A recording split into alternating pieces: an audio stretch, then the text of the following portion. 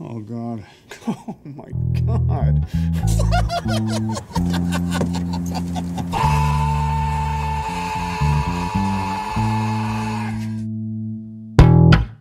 We're never doing a rock version of this. No. What would we call that, though? Rock bottom. Considering how we feel about his acting, yeah. You don't want to watch The Tooth Fairy? Not really. I'd rather watch The Pacifier with Vin Diesel. Yeah. Welcome back to Cage Match, a roundabout way of meeting Nicolas Cage. I am your host, Sean, here with my other host, Nick. I'm Nick. and our producer. Peter, hello. And this week we have a special guest back for the second time. Beer.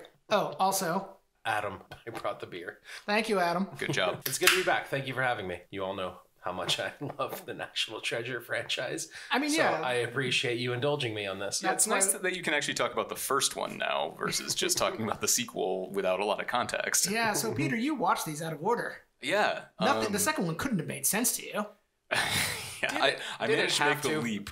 You know, I did some of that talk out loud brain thinking, and I put it together. Ah, nice. It's such a tight knit story, though. Mm. So this week we are talking about 2019's Primal and 2004's National Treasure. That was 2004? Yeah. Those were different times. Simpler times. I was forgetting what year I graduated high school versus college. Yeah, you're not as old as you think you are. I feel like I'm twice as old as I think I am. Yeah, 100%. The difference between 19-year-old Sean and 38-year-old Sean is I'm worse at math. Yeah, they don't have like annual refreshers for No. you once you get into the real world.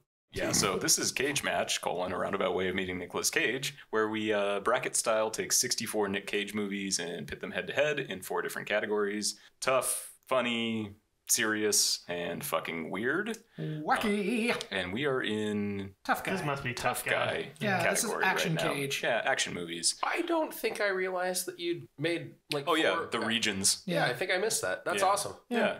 It actually works out really nicely. So in the end, you know, we'll funnel it down into 4 top from each of those. So that'll be kind of cool. These movies, it's a number 6 seed with National Treasure and a 11 with Primal. Oh, perfect. And I'm going to pretend like I understand what any of that means.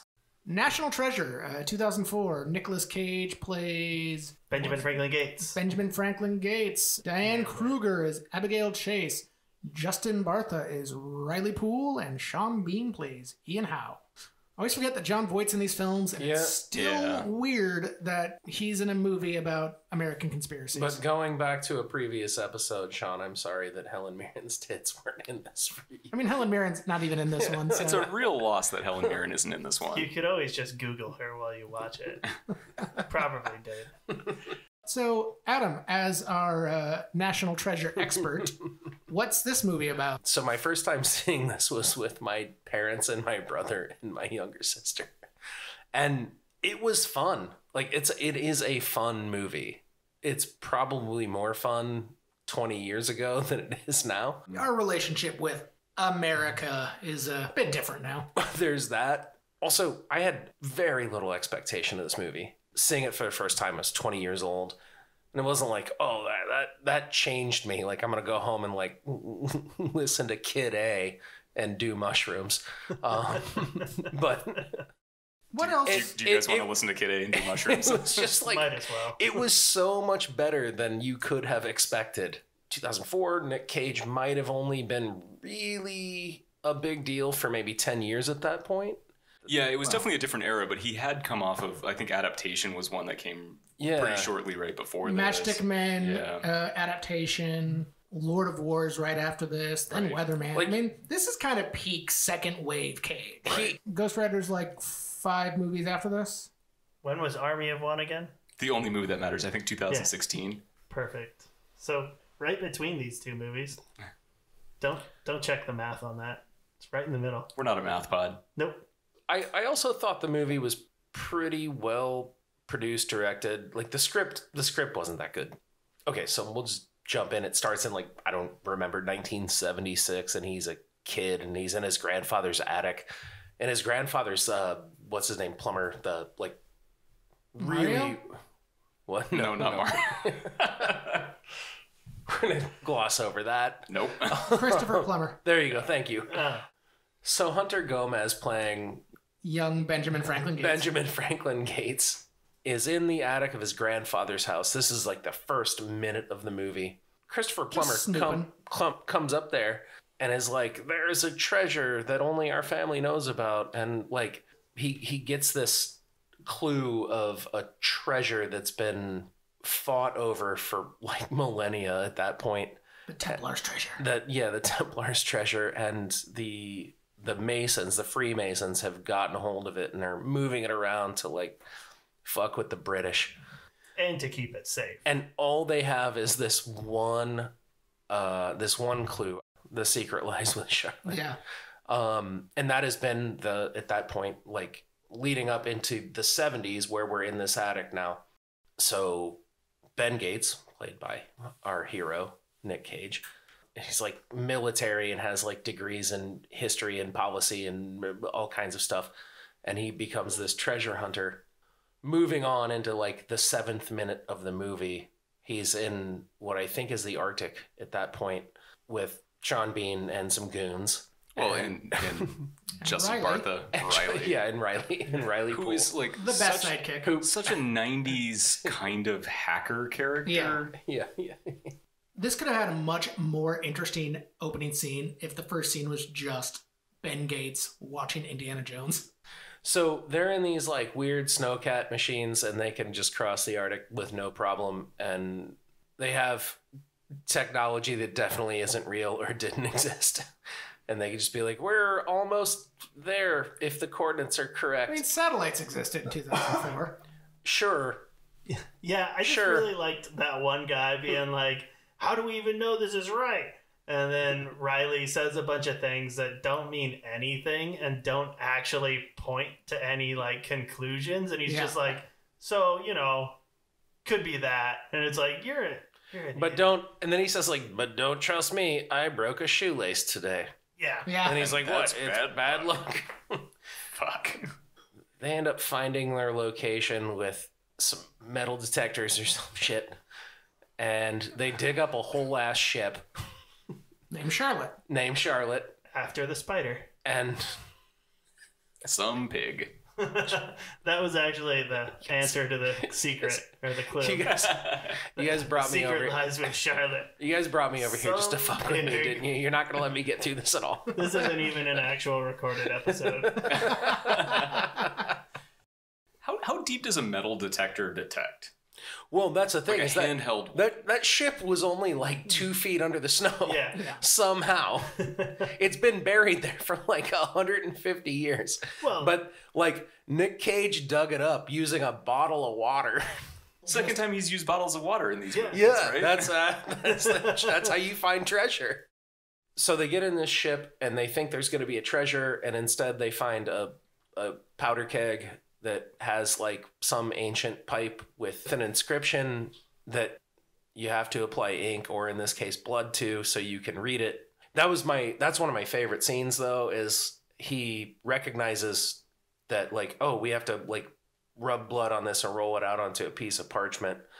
And then he's reading it, and he does, it's for anybody that got to listen to the episode with National Treasure 2, he does this sort of same thing where he's like that super Jeff Goldblum, like, what does it mean? It's the pen, the iron pen. That pen is iron. It's made of iron. No, it's not made of iron. There's lead in the pencil. There's lead in the pen. No, it's heavy. It's mineral. Oh God. And it was just so dumb that he was able to figure out that riddle. It's iron. It's ironclad. In about 30 seconds of talking out loud of being wrong about everything. And then just knew after that. To be fair, that's how every one of us has gotten through life. Well, Just talking and being wrong about everything until we say the right thing. That's just living. One of the only fun facts that I found was, as he's doing that, one of the other guys is like, it's a prison. We're talking about a prison. And then The Riley, iron pen. Yeah, and then Riley just says, Albuquerque, but I can do it too. Snorkel. Yeah. And that's apparently a Weird Al reference. really? Yeah. Oh, that's exciting. He lost his lucky glow-in-the-dark autographed snorkel when he went to Albuquerque. Hey, Weird Al, if you're listening, Oh, he is. we love you. We were at your concert. We were at your concert. It was amazing. You played Albuquerque. It was a blast.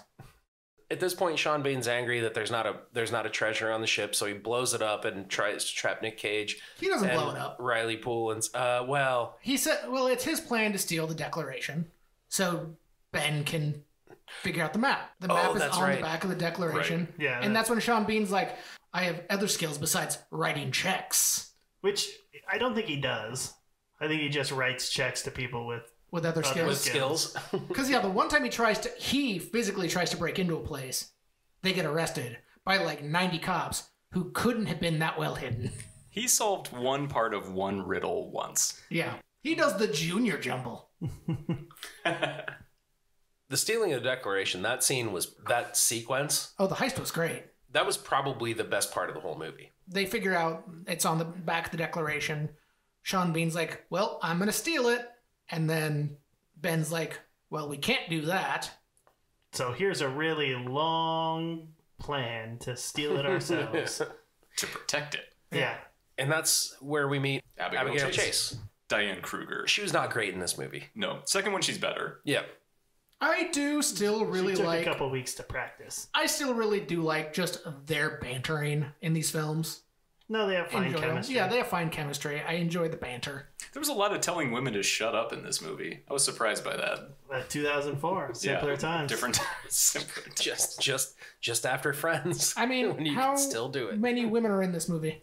Because there's her, and then there's an Urban Outfitters cashier. Yeah, and the lady at the National Archives thrift store, which was just a Visa ad. A lot of ad placements in this movie. Like when they went to Jersey Mike's and he had to like steal a foot-long Yeah, exactly. cheesesteak, but he had to wrap it in the Declaration of Independence. They don't handle that Declaration of Independence with any fucking reverence after the initial scene where they handle it with reverence. I was going to say... Then everyone is like rubbing their face oils all over it. The first scene where they have to like roll it out and like there's gloves and everyone's like... Ooh, and then every other scene they're just whipping it out of the sheet and just tearing it open. Well, they didn't have time then. Yeah. Apparently they had to like look for secret hidden messages like now. It also kind of pissed me off. So he steals this. Abigail Chase is all mad. She gets kidnapped, and then he kidnaps her back to safety. Yeah. Just like the and has to take her to Philadelphia and tie up his dad. We made a couple big leaps there. Yeah. Then they're just like, we're gonna put lemon juice all over this because we have to see this map. And she's like, if anybody's gonna do this, it's gonna be me because I'm trained to handle documents like this. And like an hour ago, she's being kidnapped by this guy. Yeah. And now they're sharing a breath over it. Yeah, exactly. I do like the reasoning she's there because they're just like, you're free to go. And she's like, well, if you really didn't want me to come with you, you probably wouldn't have told me where you were going. Yeah. Did we want to talk about the heist at all? I love heists. You love heists. I do love heists. I thought it was a pretty lackluster heist. He uses the Declaration of Independence to avoid getting shot. Yeah. I mean, it had like good moments, but it was really like a heist of like a couple beats. That's fair. But there are two heists going on because when he's like... Well, I don't really consider Ian's heist a heist. That's not a heist. That's just burglary. Like armed robbery. Yeah, that's fair. So both the first and second one like are in the Library of Congress for like decent amounts of this. I mean, they were in the Library of Congress for like a minute when Riley's like, "Here's all these records," and then they shifted the scene out of it. Yeah, I'm getting this was in the other one spends a lot more time. National Archives. This was I was getting that confused. California Public Schools. Yeah, I understand.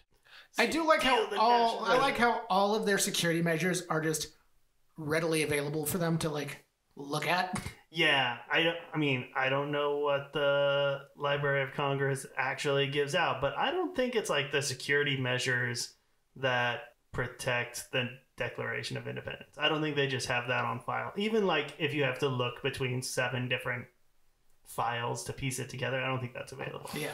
I don't think the Library of Congress is telling you like, if you come in and you shine a green laser in this 1/4-inch little now dealy bob. Here's a question. What if they do? And all we have to do is go to the Library of Congress and we can do like We can a heist lot of whatever we want. crime. Then the only thing holding us back is illiteracy.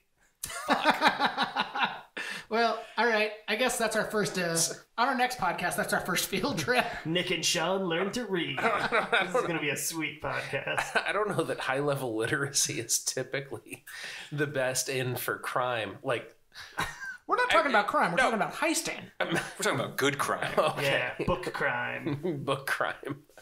Okay. You're right.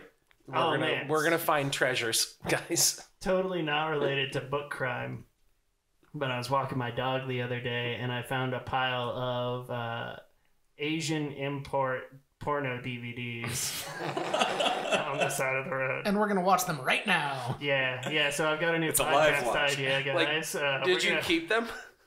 I mean, are you asking if I'm just in possession of them? Yes. Because I don't intend on keeping them. These are like one and done. Did you make Wallace carry them? Yeah. I got little saddlebags that are bigger than him. That way, when you get weird looks, like, yeah, my dog's a freak. Don't kink shame my dog. It's okay, Wallace. So, yeah, you can they pop steal the whatever deck- weird boners you want. They steal the Declaration of Independence. Abigail gets kidnapped by Sean Bean. And then There's- unkidnapped by kidnapping. Yeah, well, he saves her, and then they just don't take her back.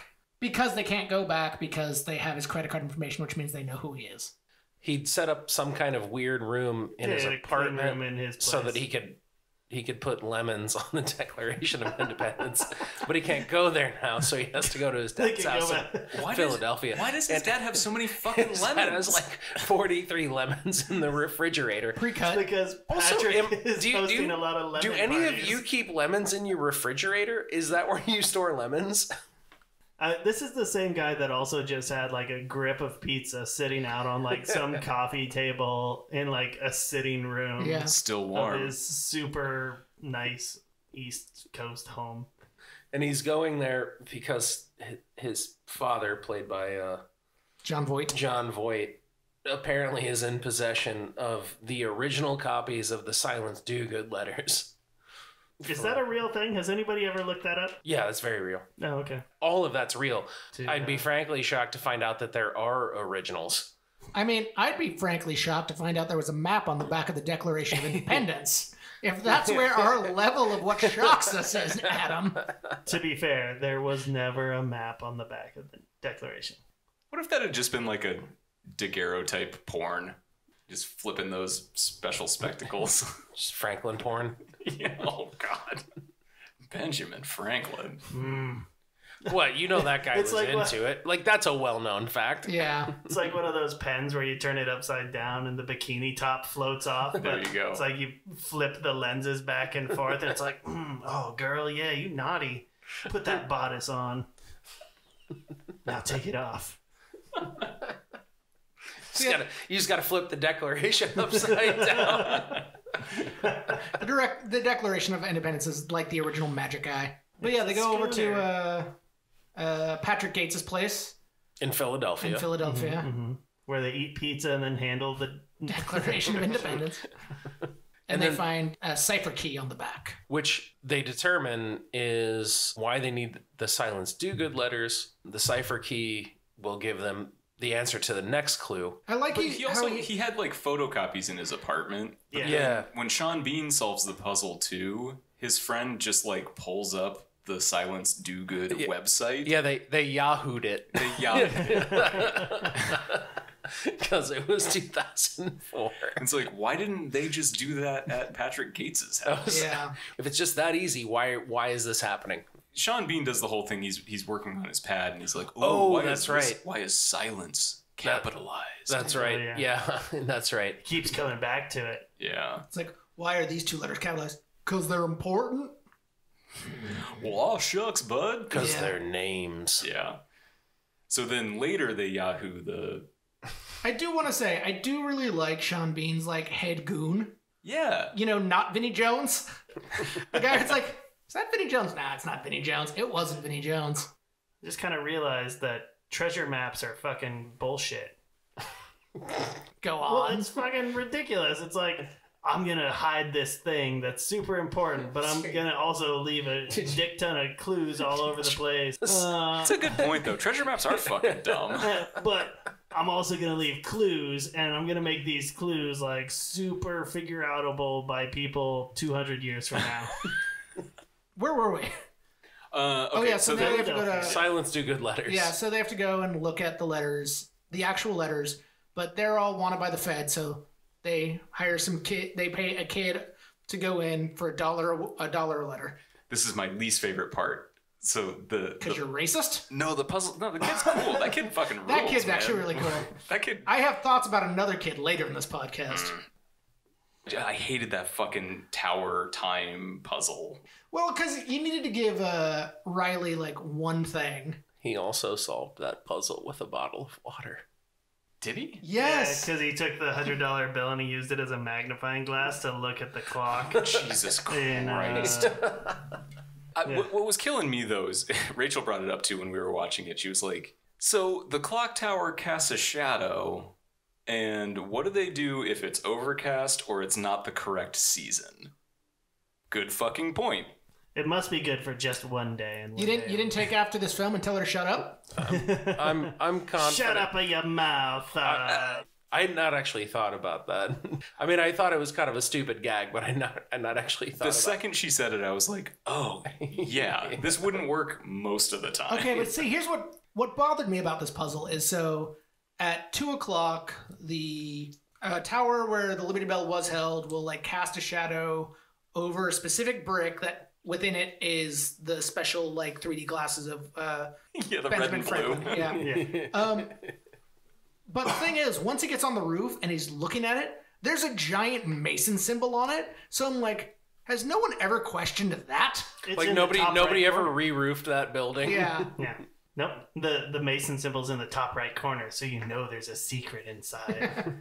That's how you know. Yeah. But also it's so. Previously established with the Declaration of Independence. Uh-huh.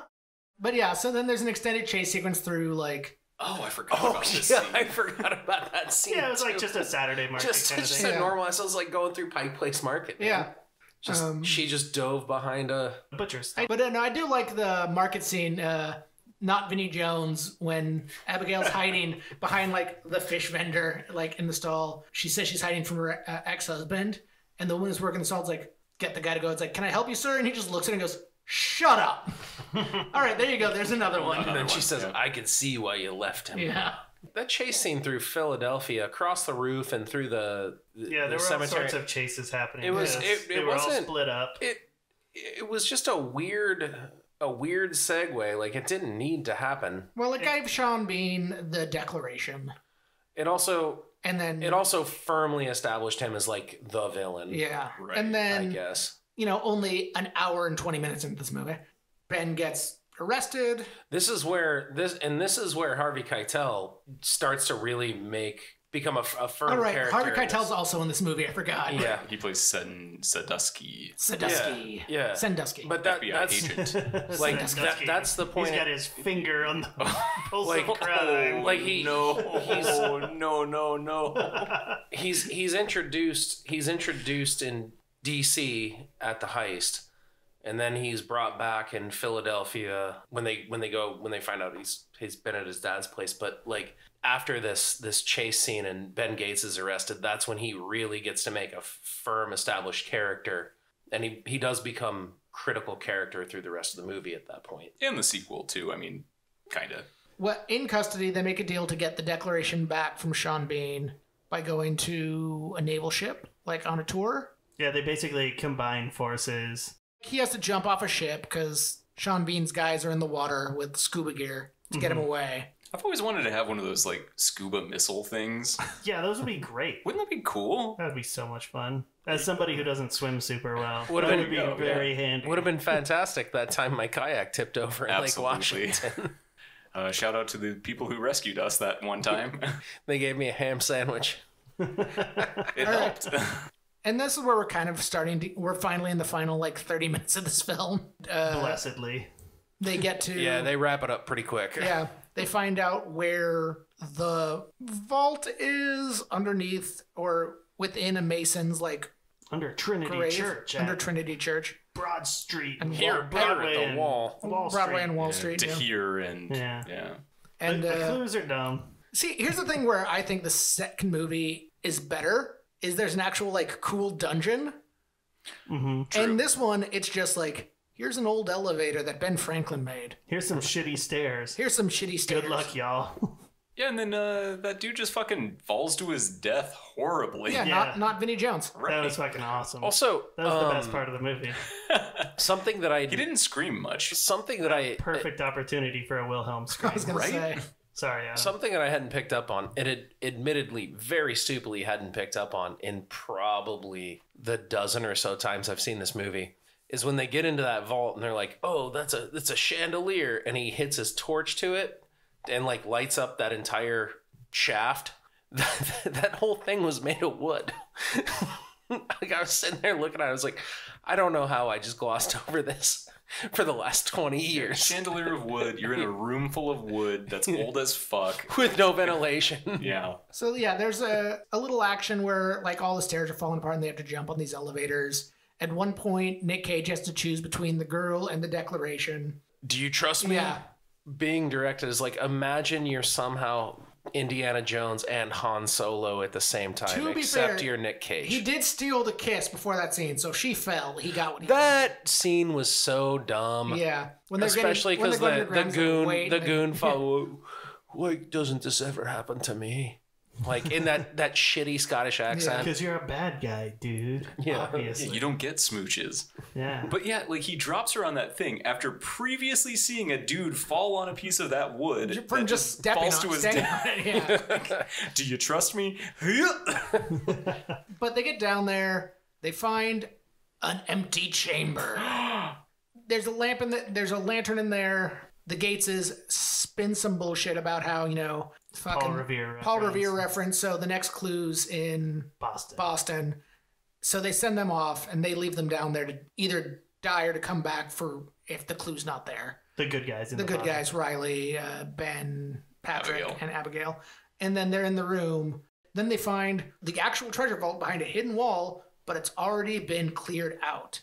And then that's when father and son have the holds like, you were right, son. Yeah, we didn't find it, but it means it's true, and it means we'll find it one day. And then kiss. And then they realize like there's got to be a way out of here in case of a cave-in. The first thing they would have done after digging the original shaft is dig a secondary shaft for air. Yeah, and then so we can get out of here. They use the pipe to open a secret door to enter another vault that has everything. And here's my issue with this entire movie: cut out the first vault. I really enjoyed this movie. I have for a long time. I will continue to enjoy it. I really enjoyed my rewatch of it. It definitely was overwritten. Mm-hmm. I agree with you.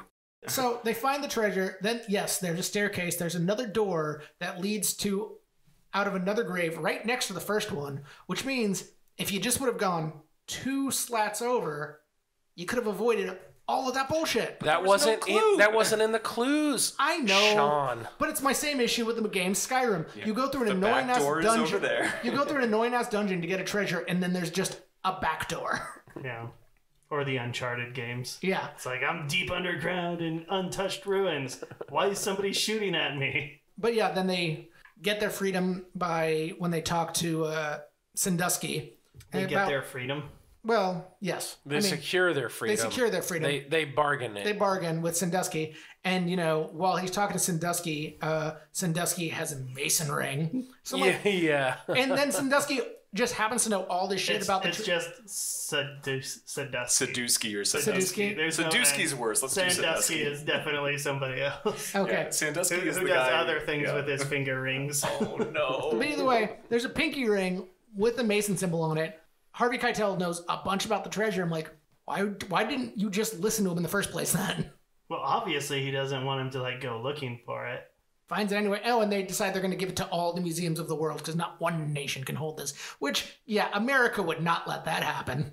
No. No, that's on account of... We're terrible? We came from... A lot of us came from the British, who would also not let that happen. Yeah. We learned from watching you, British dad. He had originally estimated that the value of this entire thing was $10 billion, correct? Yeah.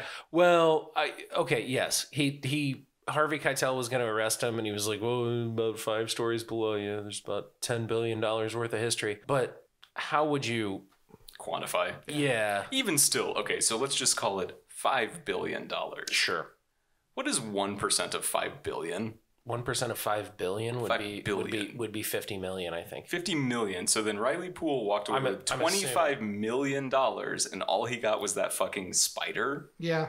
And that's what he's bitching about in the second movie. Which he wrecks in the second movie with a cardboard cutout of him in it. That's right. It gets towed. He has his like sports car that he doesn't know how to drive. And, you know, Gates and Abigail have this like big mansion, and then she gives him a map. And he's like, what's it to? It's like, oh, you'll find out. And then he chases her in the house. Clitoris. Pussy! I was going to say butt stuff, but... Ooh. They're not millennials. So the clitoris is probably off the table, too. And that's National Treasure. Hashtag just boomer things.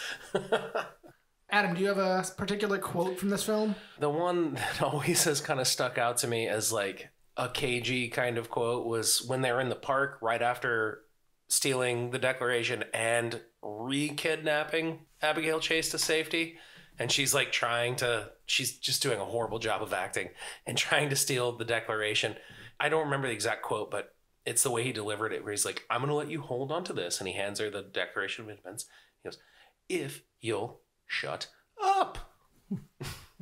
Mine is similar because it's when they're in the van going to where that happens. Like they're fighting. He's like, you're still shouting and starting to annoy. Yeah. I did like when he asked her if she was hungry in that scene. Yeah. My favorite was actually not about telling women to shut up. At the gala there at the thingy, Riley's talking to Ben over a headset, and Ben's just changing out of his like custodian clothes into a tuxedo, and Riley's like, how do you look? And Cage just looks in a mirror, he's like, not bad.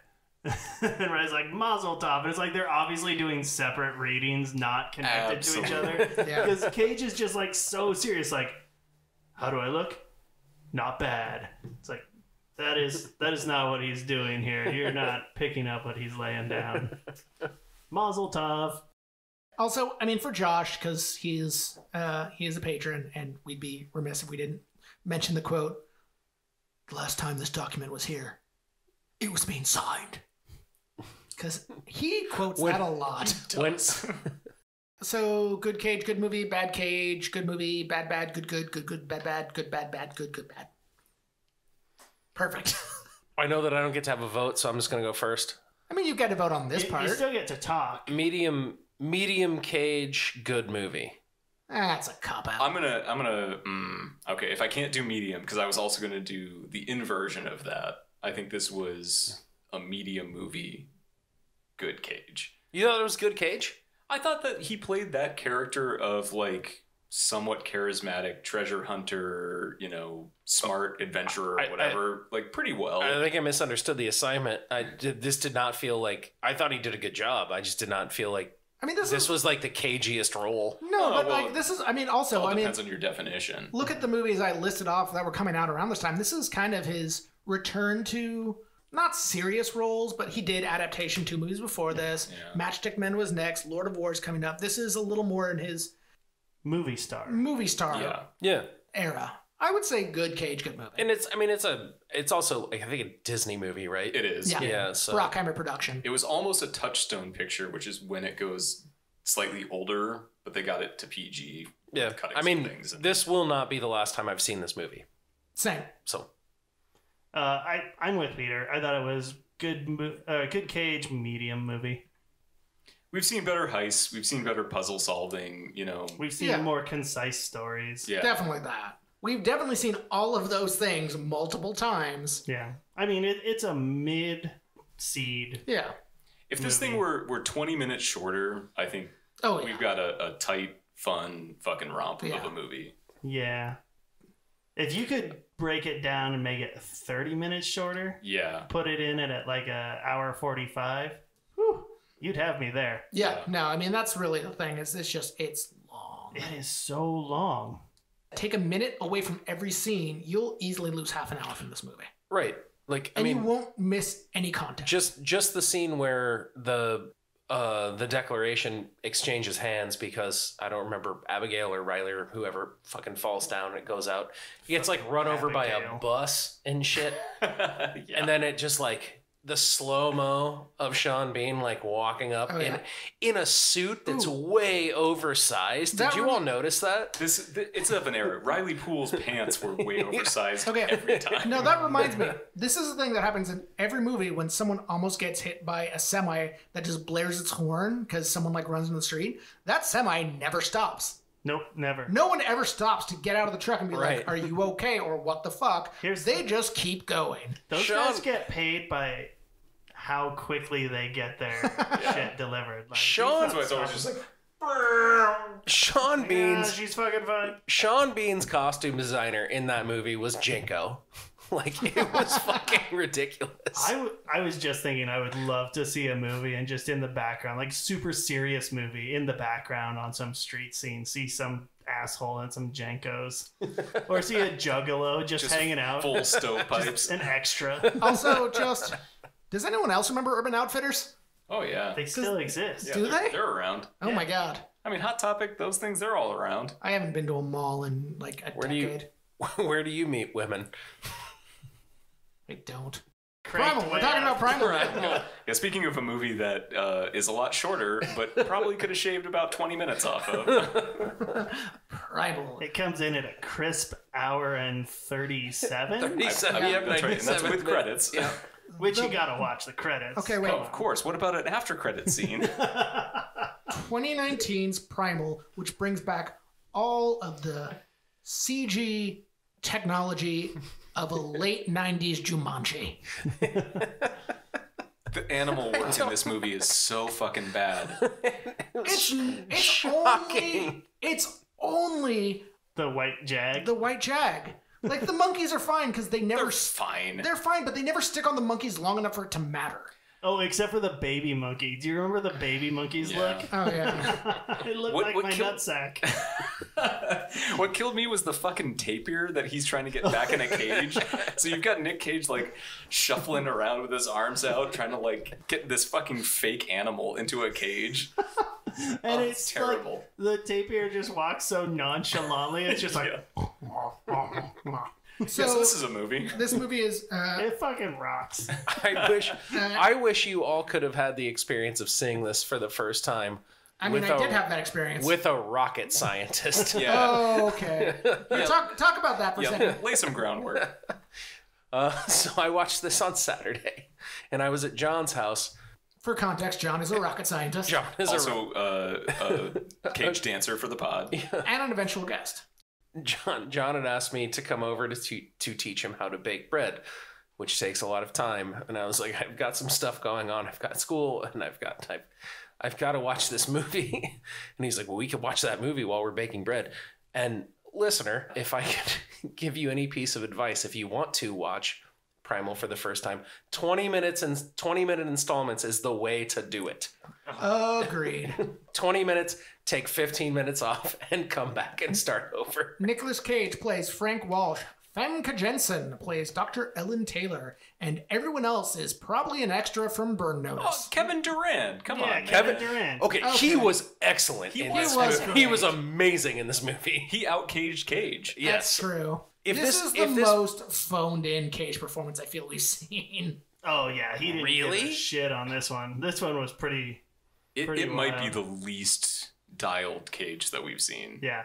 So, I mean, I feel like film- he tried to connect with other roles more. Like, even Left Behind, I feel like he tried to... Oh, Left Behind, he was just a fucking ham sandwich the entire time. Yeah.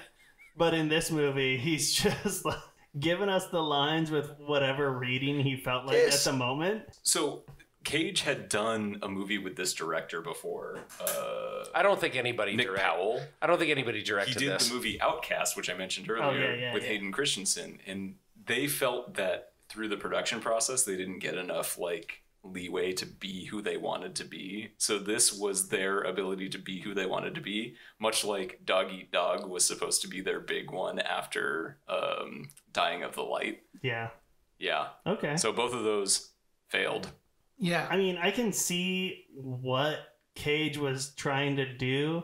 I just think it could have used a little extra, like, supervision. So, just to keep him on track. in this film, Nic Cage plays not a big game hunter, He's an exotic game hunter. Exotic game hunter, like, But not for killing. not for killing. He captures them and then sells them to zoos all over the world. He's an unlicensed animal capturist. Yes. And That's like being a hydroceramic engineer if you're a dishwasher. and he's not good at it. He's in his blind at the beginning of the film. There's a poorly CG'd Jag, who goes for the bait, which like tears his blind out of the thing, and he has to like knife fight with the CG Panther with the dart he was going to shoot it with. Yeah, his knockout syringe. He falls into his own pit. Yeah. Then he takes all his captured animals to a ship that's going to get him to Mexico because they're in Brazil. Yeah, they were in Brazil where everybody was supposedly. speaking Spanish. That bugged me too. It bugged a lot of people on the internet as well. Yeah. They Also, don't fucking this speak is- Spanish there. To be fair, this is early enough in the movie that people probably still cared. It wasn't long after this where people are like, So- fuck it. He takes the animals and the Jag, who at this point is White Jag. the white Jag, who is the biggest catch One of his in a life. million. They get him to the ship.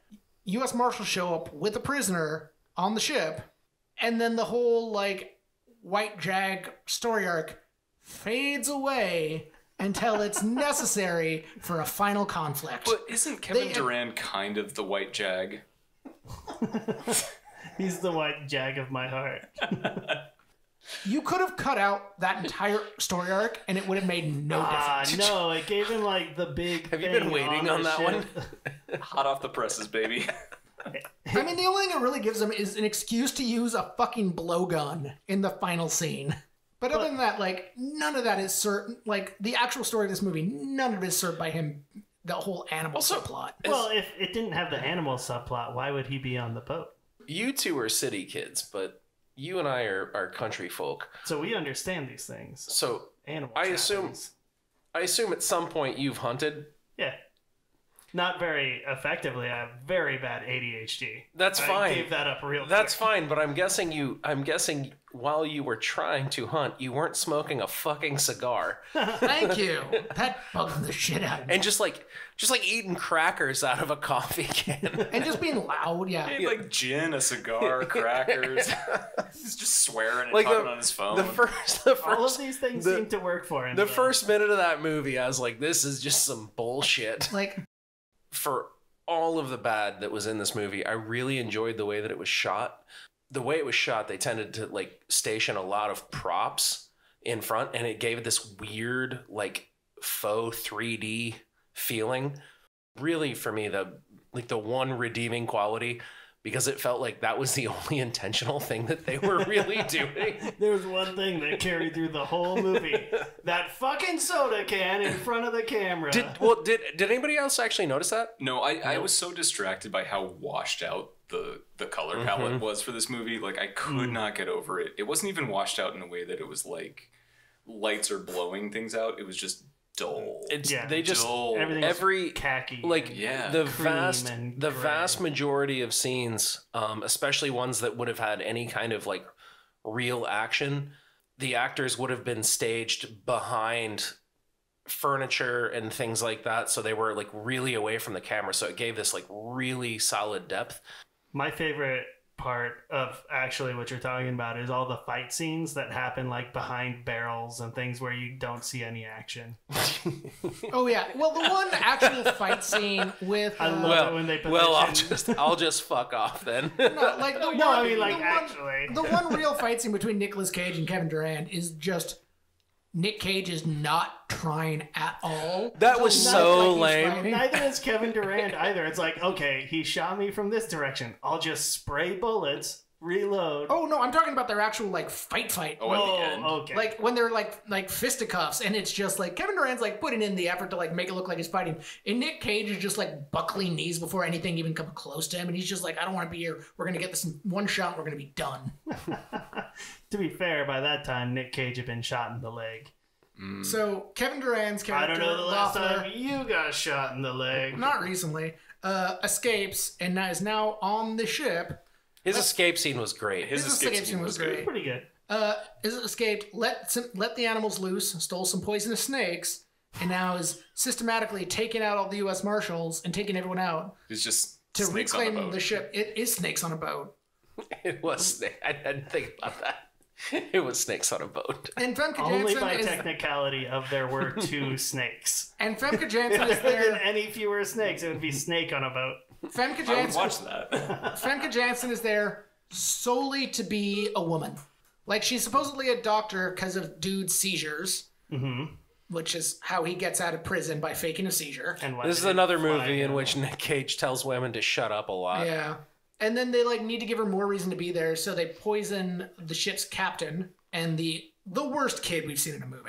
Oh, I didn't think Rafi was the worst kid. He was terrible. Why were you so upset with Rafi? So here's He's like, a that terrible was- that actor. okay, he's like 9. So, this was Considering your the budget bad for this takeaway movie, from I'm pretty sure they this. got a But pretty the budget good was kid. 18 million. It made 288,000. yeah, it's terrible. Thank you for doing your research. That Not, was good. but not only is he a terrible actor, like in the climax when there's a shootout and fucking Loeffler's got the kid by the hair, and then he has to like start shooting people. There's like an extended like 45-second like shootout, and Rafi is just standing there. He's in shock. His dad's dying. Because he's been bit by one of the snakes. So what killed On me a about boat. Snakes on a snakes boat. on a boat? What killed me about Rafi wasn't anything. Like his dialogue sucks. It's fine. He's a Oh kid. yeah, no, like it's it's terrible. Nic Cage is a drunk dude on a boat talking to a kid. Like he's gonna be a dick. It's fine. I hated his costuming so fucking much. It's You like, wish he could have afforded better clothes. no, I wish that they had made him not look like if He's someone said, draw a picture of a kid. he looks like Ness from Mother Earthbound. You know, yeah. I'm not gonna. They put the ball cap and the striped shirt on him, and that's it. I'm not gonna click on this profile picture because this profile picture literally of Are you Jeremy online dating right now? Jeremy Nazario, the kid who played Rafi. I'm not going to click on the photo because this photo definitely looks like it was taken during this movie. Yeah. And I don't want to be sad that this is his only credit. Rafi's such a fucking piece of shit. But he's a kid. Like, that's what kids do. Bad kid. They're morons. Why didn't Femke Janssen just grab him by his scruff and tell him to sit the fuck down? Because she didn't have enough spine to do that in this movie. She was worthless. Her character was really limited.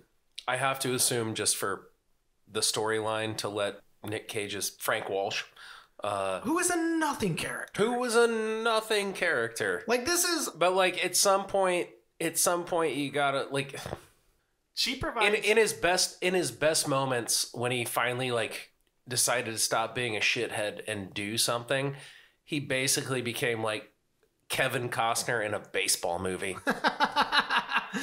No, just... So I know I have a bit of a love affair with Red Rock West. Jean Grey. No.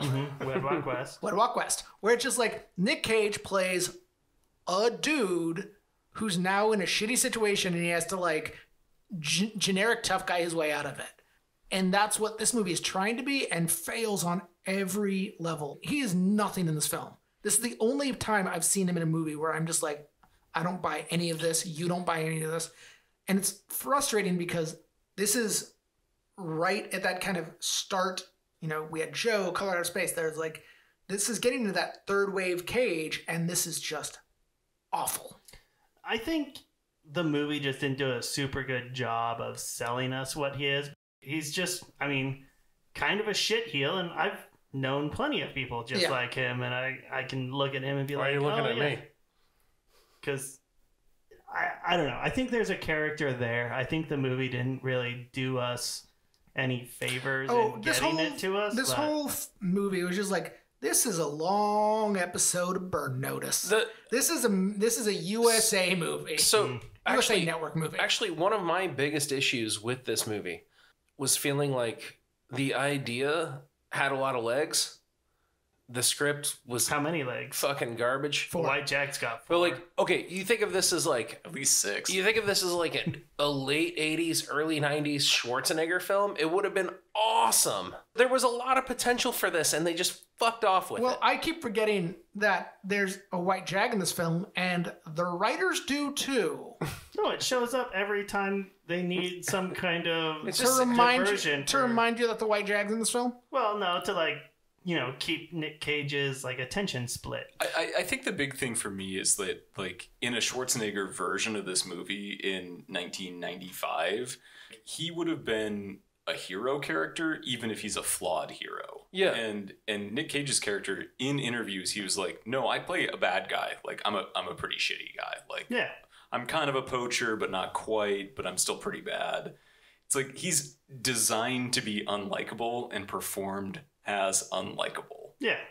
And I think I give it's him like, credit for that. I I just think it was poorly written in that way. Okay. And also This could have been fun. But to Sean's point, the main storyline was this military assassin that defects, breaks out of a cage on a boat. Like, they set it up that this white jag, this super rare animal, is going to be an integral part of the story. That had nothing to do with it. Yeah. It's really just there to kill the guy at the end of the film. Where I felt like I was left short with this movie was the Loeffler character, like that origin story would be really interesting. The Frank Walsh character, also really, really interesting. And they didn't really give us either one of those. No. They just sort of were like, here's 2 characters. We're going to give you sort of a brief synopsis of how they're terrible. And then they have to fight on a boat.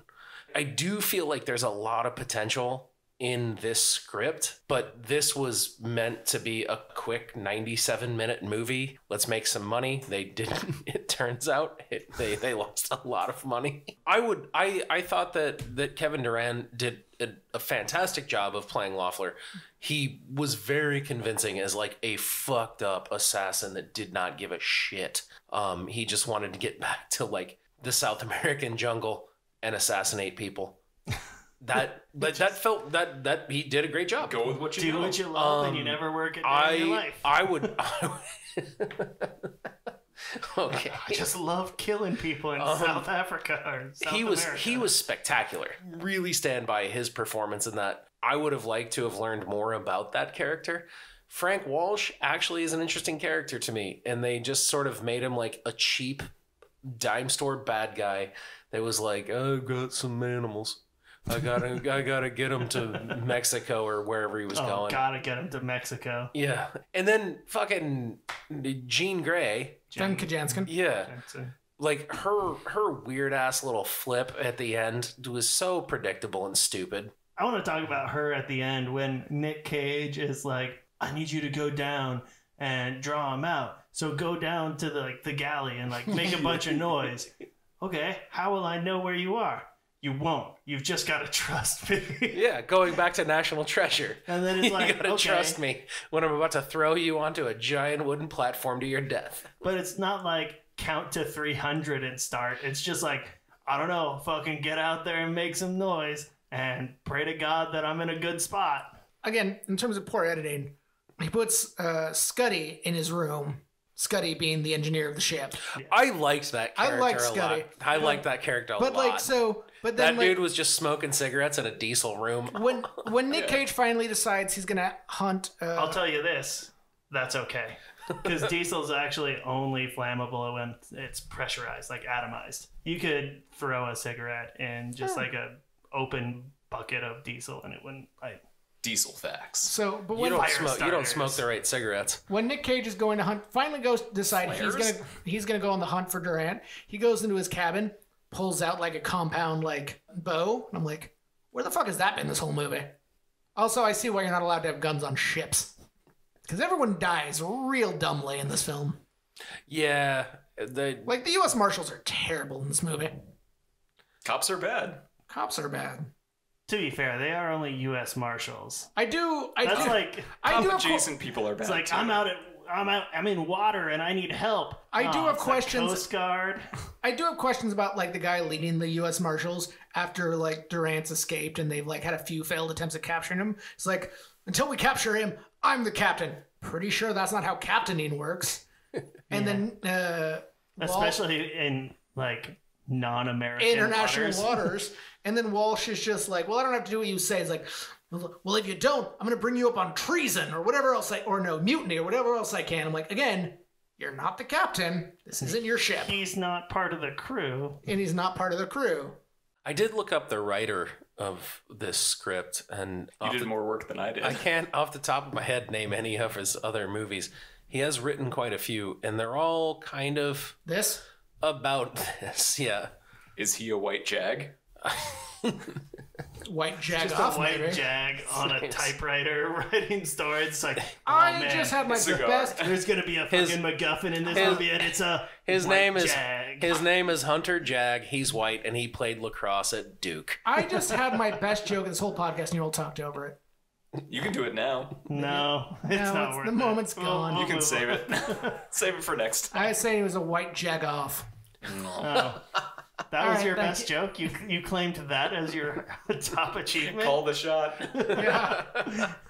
He's like, he points for outfield. It's a grounder to third. All right. So good Cage, good movie. Bad Cage, bad Cage, bad movie is my. Couldn't even get through the whole thing. No. Just reuse what I used before. I'm gonna go first. It was Bad Cage and Bad Movie, and the thing is, like, I'm pretty sure I went first. I would never ever recommend anybody watch it, but I really enjoyed my time with it. I say Bad Cage, bad movie, and I wouldn't change a thing. Yeah, I'm fully with you guys. I think this was a enjoyable, stupid fucking waste of time. Yeah. I watched it on double speed, and it was fantastic. I love myself every Morning. USA original show. And that's what this movie is. It's an episode of Burn Notice. It's an episode of Monk. It's an episode of Psych. And I love it for that. But it is awful. And probably, I'm putting this in one of the worst Cage performances of this podcast. Going back, I probably hadn't watched National Treasure for a couple years, which is rare for me because I watch it all the time. You have that tattoo. And yep, Nic Cage. But you can't see it. It's hidden on his back. You gotta rub him with lemons. Full back piece of him holding a fucking torch. I thought, like, I really thought I was going to go into this being like, okay, Primal's going to be the one for me that I think should go through. Oh, it sucked. I love it, but it sucked. I love scenes of it. As a whole, though, I fucking needed to stop a lot. Oh, yeah. Does anyone have a quote for this film? I have one. I have quotes. I have one as well. I don't know. I want to do it justice, and I don't think I'm going to be able to. Rafi was asking about Nic Cage's pet parrot because that was a weird Aladdin thing going on. And he was like, oh, yeah, he's a real regular Einstein. Oh, that was mine. That's right. Regular Einstein. Yeah. It was a little lispier than that. Yeah. Einstein. That's because he was just always drunk. John and I had to pause the movie at that point, and we were only like 10 minutes in. My other one was when they're on the ship and after Durant gets out and he starts like breaking shit. Nic Cage starts turning on faucets and no water's coming out. And he's like calling, like, there's no water. Well, how do you know? I know how a fucking faucet works, you damn federal clown. What'd you have, Nick? Mine was the water thing. Oh, sorry, Nick. No, it's okay. I could also just go with, touch my cat, I'll blow your head off. That was mine. Oh, great. So we just did a little steal around. Yeah. Okay, so how about we just do this all again? Yeah, exactly. And Adam just doesn't get a quote. Yep, there we go. Come on, guys. All right, so what moves forward? Primal. You're wrong. No. And it's fucking National Treasure. It is not. I'm not going to sit through 2 hours and 15 minutes of National Treasure again. It's a more fun film. No. It's not a more fun film. It is a longer film, and it is a film Primal is bad. Yeah, and it's enjoyably bad. It is not. Nic Cage is terrible in this film. And this is a podcast about the best Nic Cage film, and this is his worst performance. It's not Primal. National Treasure is forgettably Nicolas Cage. I don't care. It's gotta be. It's not. You've got a movie that moves at a better clip. It has more It's Nicolas not Cage entertaining energy. for that clip. It's entertaining for what it is. I found more entertainment from watching this movie than I will ever find from watching National Treasure. And National Treasure was fine. Okay, here's how I approach it. I've got 2 movies, and I've got a buddy coming over, and we're going to have a couple beers and watch a movie. Am I going to say, hey man, want to sit down for 2 hours and 15 fucking minutes holding hands and watching National Treasure? Or do you want to sit down you put magnets in for Pete's belly button? 97 minutes, hold hands, and watch Primal, which is fucking weird as shit. And we're going to have a lot more fun digging into it. I didn't have more fun with that. That's because you watched it alone. You need someone to hold a hand with. And on the next round, we can hold hands while we watch it together. I would enjoy that, but we're not watching Primal again. Well, we're not watching National Treasure, so I guess we skip this round. No, I think this is the first time we'll ever have to go to a tiebreaker. I'm not prepared for this shit. Yeah, well, it's fucking on you, buddy. We'll do 60 seconds each, arguing our case. To me. Uninterrupted, so you can't trumpet. You can't fucking talk over it. I fucking don't. Yeah, okay. And then Peter will decide who goes on. Prepare your case. Go. All right. So I think Primal should win because it's the more just, I don't know, unconventional character. He's got more just like wacky line delivery. You get to see Nicolas Cage just work against his normal like film repertoire, and he says things about fucking faucets. Sean, proceed. Nic Cage sleeps his way through Primal. It's not a good performance. It's not a good Nic Cage role. And ultimately, we're here to figure out what the best Nic Cage movie is. And it's National Treasure beats Primal. Primal forgets its own subplot. He's not even the main character. And yeah, he plays off type, but it's not an interesting type. And he clearly doesn't care about the role. It needs to be National Treasure.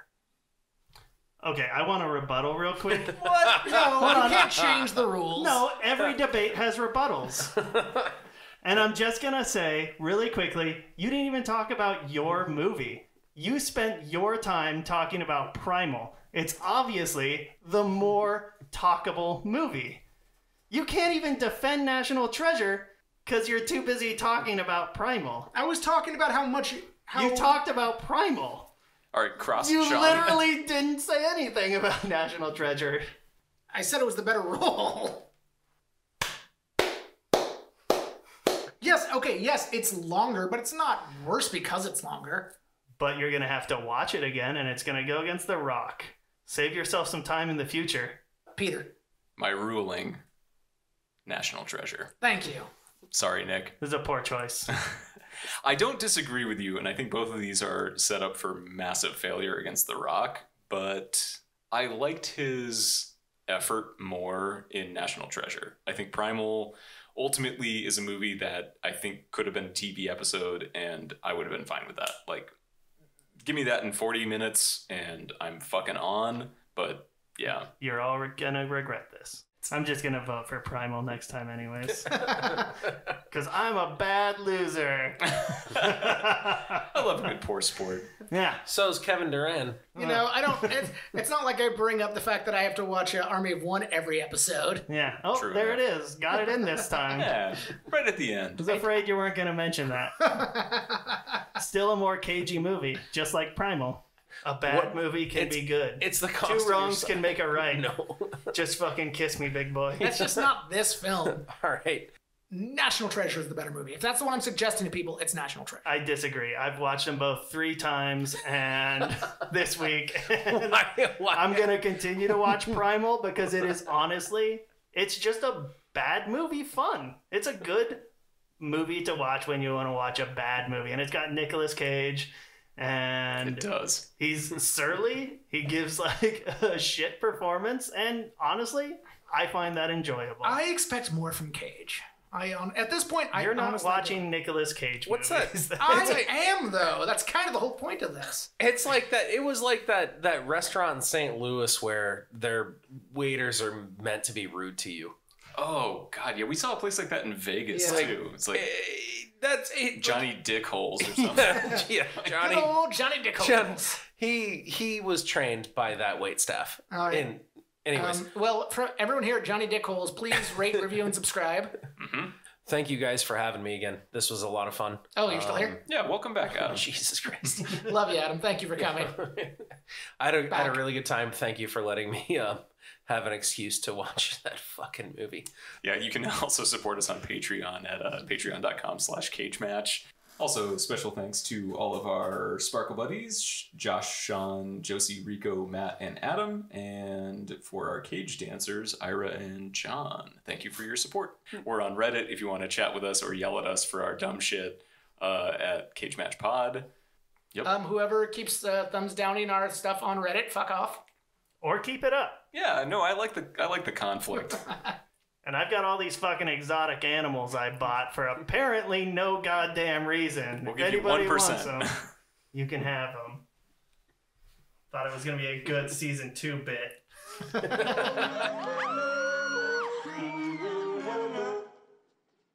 Bye. Just saying. Apparently, Vin Diesel has recruited Zachary Levi into his gang of people who don't like The Rock. Oh, that's great. I hope he's out there, like, I don't know, practicing, like, gang moves, like, sweet, like, What's a gang move? you know, like, dance moves on the pickup basketball court. It's just West Side Story shit. What was the name of the kid in the other movie? Something Gomez? Yeah, Hunter Gomez. Hunter Gomez. There we go. Oh, man. Man, that's a name Republicans would hate. Hunter Gomez? Hunter Gomez. Ooh, yeah. It's their 2 least favorite things. You better not own a laptop. Plays the Mexican form of lacrosse. Highlight? Oh God, I hope. The most dangerous game of all. Hey, that can't go on. That can't go on. That finished. Peter's still recording. Who knows what he's going to find? All gold.